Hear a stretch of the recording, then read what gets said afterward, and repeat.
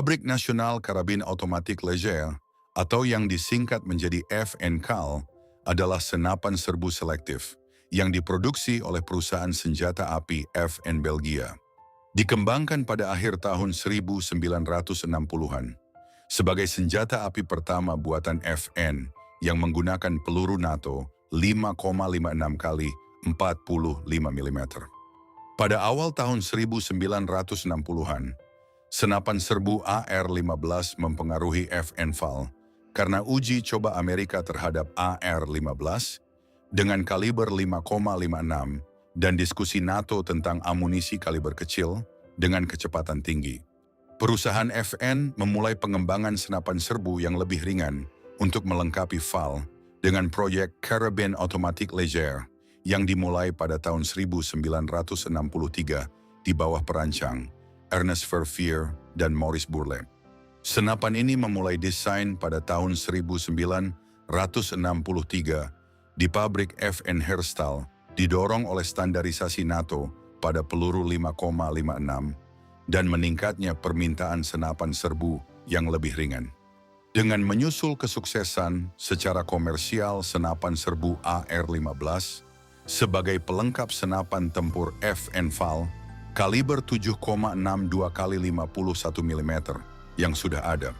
Senapan ini bertujuan untuk menyediakan senjata yang ringkas, dapat menembak dengan selektif, dengan pengurangan hentakan dan berat senapan, sambil mempertahankan kemiripan operasional bagi pengguna FNVAL.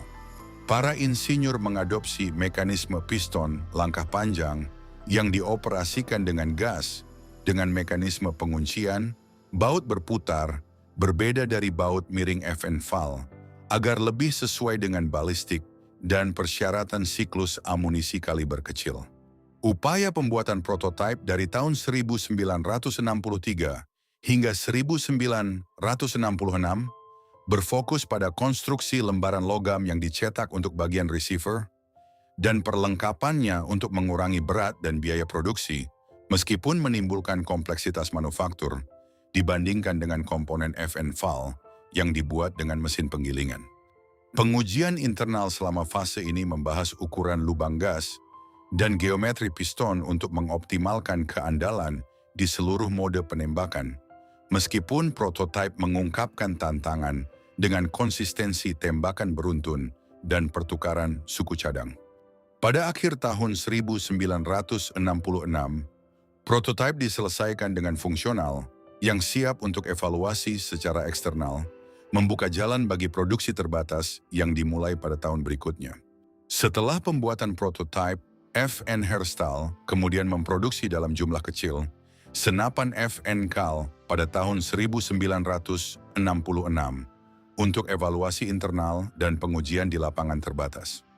Pengujian berfokus pada daya tahan penembakan, ketahanan terhadap lingkungan, dan penanganan operasional yang mengungkapkan kekurangan utama seperti keandalan jangka panjang yang buruk di bawah tembakan otomatis yang berkelanjutan, kerentanan terhadap kotoran pada, sistem gas, dan kompleksitas yang berlebihan dalam pembongkaran. Untuk perawatan lapangan, karena receiver dibuat dari baja cetak dan komponen internal yang cukup rumit. Kemudian penyempurnaan mencakup pemilihan mode tembakan 4 posisi, penyesuaian pada piston gas, dan bolt carrier group bertujuan untuk meningkatkan keandalan ekstraksi dan toleransi terhadap kotoran. Senapan ini menggunakan desain senapan serbu konvensional dengan mekanisme piston langkah panjang yang dioperasikan dengan gas dan ditempatkan di atas laras untuk menggerakkan mekanisme penembakan. FNKAL menggunakan mekanisme baut berputar dengan sungsang terkunci, berbeda dengan mekanisme baut miring pada FNVAL, sehingga memungkinkan pengoperasian yang andal dengan peluru 5,56 yang lebih ringan. Senapan ini memiliki popor yang tetap, pistol grip, dan pegangan pembawa yang terintegrasi ke dalam dasar bidik belakang, dengan menghasilkan profil seimbang yang cocok untuk penggunaan pasukan infanteri. Secara ergonomis, pistol grip dirancang miring untuk posisi tangan yang alami, dengan kelompok pelatuk dan lubang magazine diposisikan di bagian depan untuk penanganan yang intuitif. Kontrol tembakan selektif mencakup opsi untuk tembakan semi-otomatis, tembakan beruntun 3 peluru, full otomatis, dan mode aman yang dapat diakses melalui tuas pemilih standar yang berada di sebelah kiri.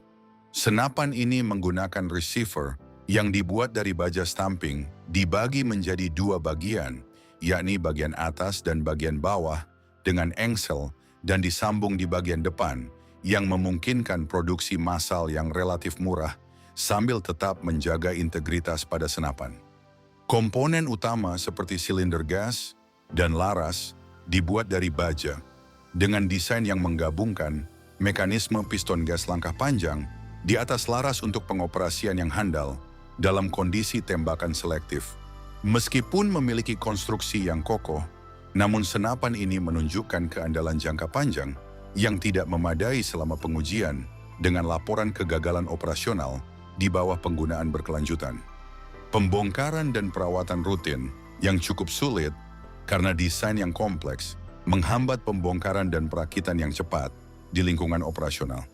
Untuk spesifikasinya, senapan ini memiliki panjang keseluruhan 98 cm, panjang laras 46,7 cm, berat 3,35 kg, kecepatan tembak 850 putaran per menit, kecepatan proyektil 975 meter per detik. Jarak tembak efektif mencapai 400 meter, jarak tembak maksimum 2 km, amunisinya dimuat di dalam magazen, berkapasitas 20 hingga 30 peluru, alat bidik menggunakan bidikan besi depan belakang. Senapan ini diproduksi dalam 3 varian, yakni Mod 1 merupakan produksi paling awal yang menampilkan pelindung tangan depan yang sempit, variasi kontur laras, penempatan gagang kokang, dan tanda pemilih tembakan, serta pilihan popor tetap dan popor lipat samping. Mod 2, varian yang paling banyak diproduksi, menggabungkan pelindung tangan polimer yang lebih besar, yang mirip dengan desain FNC.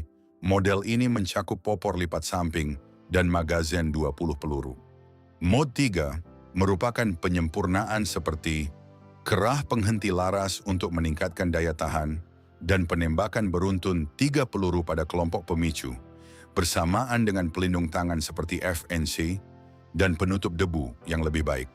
Modifikasi pada FNCAL mencakup beberapa komponen yang dapat dipertukarkan yang diambil dari FNFAL seperti pegangan pistol, regulator gas, dan popor lipat untuk memfasilitasi kesamaan suku cadang bagi ekosistem produksi.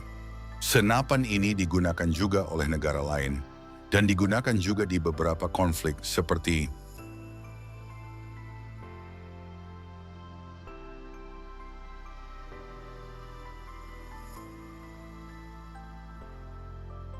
meskipun memiliki beberapa kekurangan, namun senapan ini pernah diuji oleh banyak negara lain di beberapa konflik. Kekurangan FNCAL mencakup biaya produksi yang mahal, perawatan internal yang rumit, dan mekanisme penguncian yang kurang optimal. Karena kegagalan finansial dan performa pada senapan ini, maka lahirlah senapan FNCE yang lebih sukses sebagai penerusnya yang kemudian dilisensi oleh Pindad menjadi senapan SS1. Itulah sedikit pembahasan tentang senapan FNCAL. Jangan lupa like and subscribe, serta dukung terus channel ini untuk berkembang. Saya undur diri, salam Ami Rifle.